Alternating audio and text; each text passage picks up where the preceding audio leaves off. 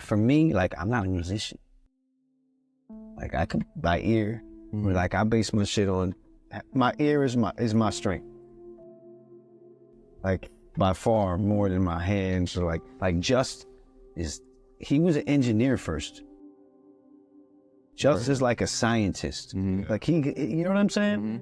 Even my name throws people off, I think.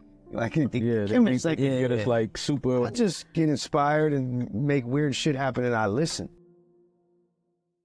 I just be trusting my ears. Like, I'm not as good technically, I guess.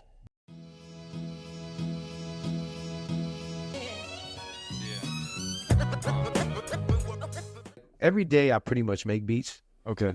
Because I go to the studio every day, so like I'll throw a needle on a fucking record every day. I might hook up a beat. I'm pretty random with it, and I'm real scatterbrained, so I might make 3 beats one day. I might just listen to samples one day.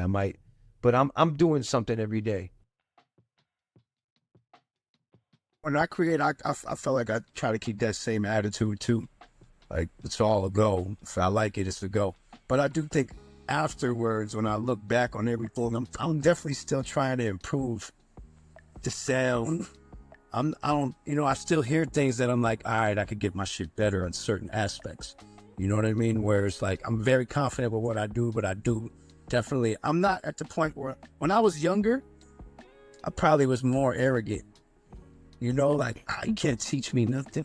What? I know, Mike, get out the way. I had that attitude. And I feel like now I'm able to, like, I got a lot of young ones who are around me. I learned a lot from them. Like, all from Tebe and his whole circle of friends and that whole camp I got introduced to basically through him. I learned a lot, you know what I'm saying? So I learned from the OGs, I learned from the young guys, you know what I mean? So, but as far as confidence, 100%. It's like when you go on the court, you gotta feel like you're Michael Jordan. Like, you gotta feel like I'm about to do something with this ball no one's ever fucking done. Yeah. Every time I step to the machine, I try to stay in that mindset. If it's a simple loop, like the realist was just, or it's a fancy thing where you're chopping shit up, doing some wizardry, it's like, whatever it is, you keep the confidence for sure. If I'm working with an artist, I want to try to make something here's an opportunity to go outside of my normal comfort zone. I know what I'm good for doing. I can do it on my own. Now, if I bring in some other energy, I kind of want to let it affect me, to inspire me to do something different. The way Al beats, like when you sit in the studio with Al and he play you a beat, it just take you somewhere every time, no matter what he's playing you. You know what I'm saying? So that shit is like hypnotizing in the studio with Al, bro. It's just, that's my most comfortable studio to work out of. You know, me and him got the best chemistry with the shit, so that's particularly like the play I run. Yeah.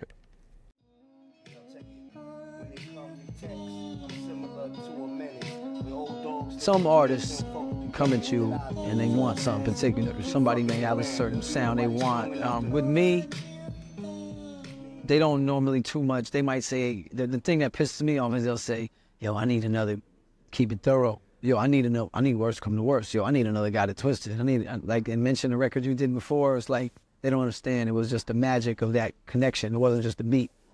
But if certain artists, come and they want something tailor-made, I love it. I enjoy the challenge. I actually like more when people point me in a direction. But most of the time, it's like, yo, we just want some shit, man. We trust you.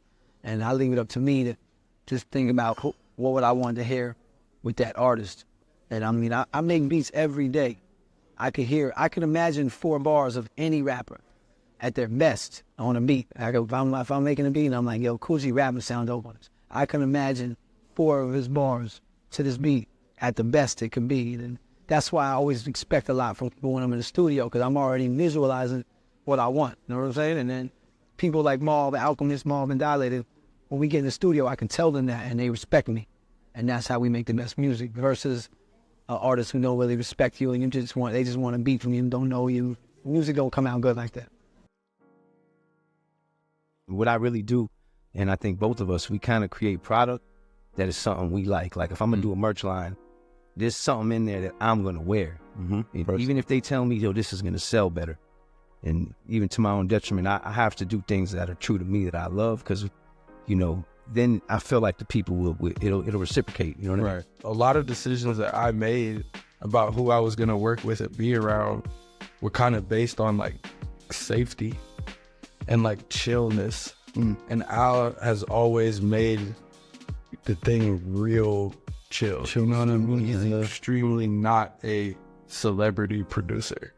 You know what I mean? He's not like in your face trying to, you know what I mean? It's not a whole bunch going on. I get you. Like just real solid work ethic. I've never been like the hitman.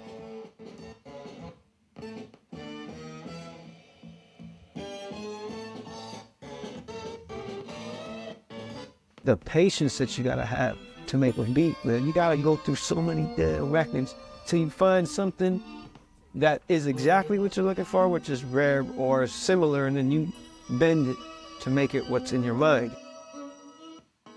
Creativity goes across the map, so it's not really just music. So if somebody's a chef, or if somebody makes shoes, or is a designer, or whatever it is, it's like we could pretty much relate, because we're like coming up with shit in our head, and we're like, we might think we're crazy sometimes. Yep. And then you're like, you might even get frustrated trying to explain it to somebody. Right. Like, nah, I'm telling you, you don't see what I'm saying? It's like what you mean? No, they don't. But you have to make that dish or make that shoe or make that beat. And then once you do that, they come around and go, okay, I see it. I see.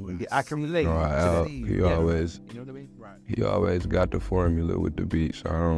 I just hear it and I know it.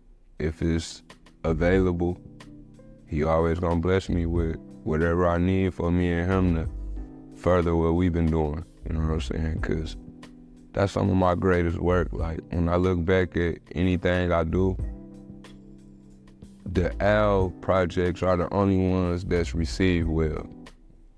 So, just with that being said, like me and bro, we got a real 1-2, you know what I'm saying, Scotty and Mike, you know what I'm saying? So, that's how we've been running the play. Yeah, absolutely. I'm a believer in you run the play till it quit working. You know what I mean? I tell a lot of people, they're always like, what's the goal? What do you do? What's some advice? And I always say, like, you got to put your 10,000 hours of work in. You got to master your craft, but it's going to be like one unforeseen scenario of timing that's going to line up. And then that's going to be the real thing that's going to take you there. But you still got to put your 10,000 hours of work in. You got to put the work in. And that's all those years what I did.